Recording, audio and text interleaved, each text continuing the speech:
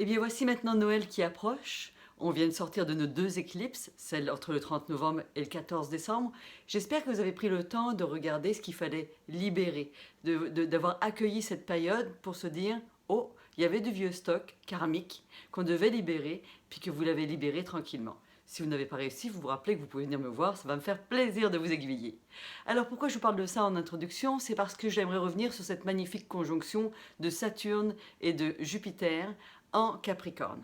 Alors déjà le Capricorne c'est un signe qui est sérieux, c'est un signe de travail, c'est un signe d'ambition, mais c'est un signe qui est vraiment sérieux.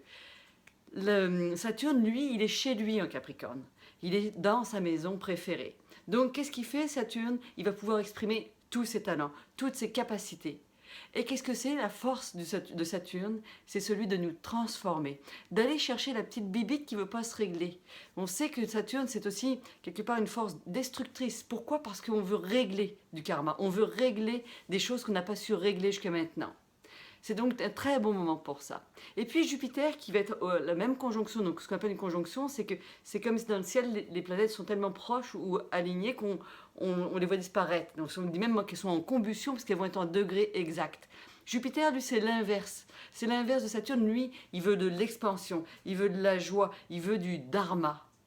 Alors, qu'est-ce que ça fait? On a une planète d'un côté qui va nous parler de karma et l'autre de dharma. Comme elles sont en combustion, on dit qu'il y a comme une guerre entre ces deux planètes-là. Qui va gagner? Eh bien, c'est le plus gros. Et dans ce cas-là, le plus gros, c'est Saturne, d'autant plus qu'il est chez lui et que Jupiter est dans le signe qu'il n'aime pas du tout, on dit qu'il est en débilitation. Alors il va falloir composer avec ça. Qu'est-ce que ça veut dire pour notre vie de tous les jours? Vous le voyez très bien dans les circonstances actuelles.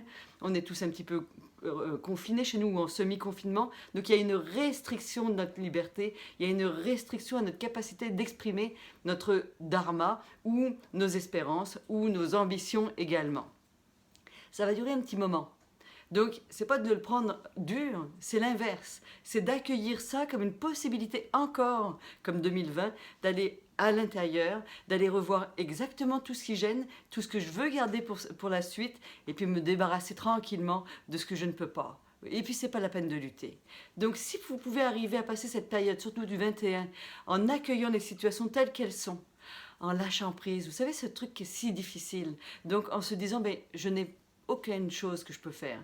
Donc puisqu'on ne peut rien y faire, il faut mieux pas y mettre une émotion, parce que souvent quand on y met une émotion, c'est une émotion négative.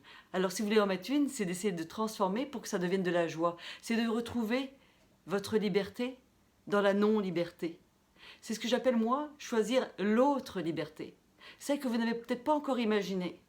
Mais cette autre liberté, c'est elle qui va teinter de joie, de gaieté et de réussite votre année 2021. Donc, accueillez cette période comme un petit peu une graine en dormance. Vous savez, l'hiver, vous n'avez pas beaucoup d'épanouissement de plantes à l'extérieur. Eh bien, soyez cette graine qui est en dormance, qui observe et dans le fond qui récupère. Prenez-le comme un temps de récupération, d'introspection. Et au travers de tout ça, essayez de trouver cette joie qui, au printemps, vous permettra d'éclore à nouveau et vous créer une super belle année 2021. En attendant, je vous souhaite tout de même de passer de très belles fêtes, dans la douceur, dans l'accueil à vous-même, dans l'accueil des autres et de leurs limites. Et juste en passant, si entre le 30 novembre et le 14 décembre, vous avez vu des choses qui dérangeaient, sachez que là, le 21, je crois intuitivement que c'est ça qui risque d'être amplifié. Si vous ne l'avez pas réglé, c'est ça qui va vous faire mal. Donc si c'est dans vos relations que vous avez mal, eh bien il va falloir apprendre à lâcher prise sur vos relations. Si c'est dans votre travail que ça ne fonctionne pas tout à fait comme vous voudriez, eh bien apprenez à lâcher prise. Et puis si vous connaissez un petit peu votre carte du ciel, eh bien regardez ce qu'il y a comme planète dans votre Capricorne et ça va vous aider. Je parle toujours d'astrologie védique évidemment. Donc voilà, je vous retrouve une dernière fois la semaine prochaine, non pas pour vous parler d'astrologie, mais de vous parler de la surprise que moi je vous réserve pour 2021. Et je crois qu'elle va vous plaire. Bonne semaine, joyeux Noël et à très bientôt.